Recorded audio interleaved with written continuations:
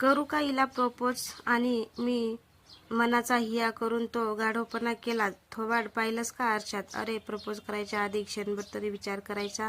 आला तोंडवर करून लव यू म्हणत. बेअक्कल. काय एक एक फुल असतात. कुरूप चेहरा घेऊन जन्माला येतात. अनवर माझ्यासारख्या ब्युटीला प्रपोज करायचं धाडस दाखवतात. अरे, तुझ्यापेक्षा एखाद्या माकडाशी मी लग्न करीन, पण तुझ्याशी नाही, कारण तो सुद्धा तुझ्यापेक्षा जास्त क्यूट दिसेल. स्टुपिड, मसनात जा.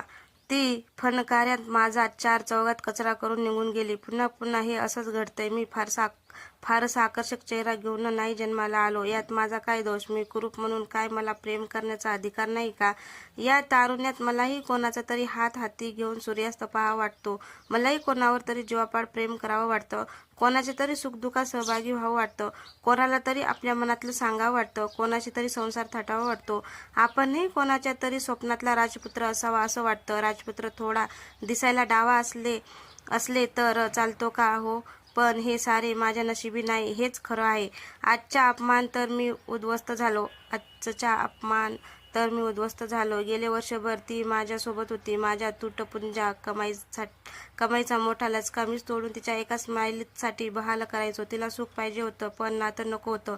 पण आज सगळं संपलंय. अशा मानहानीपेक्षा मेलेलं बरं. खरंच कुरूप जगाला मी विटलो.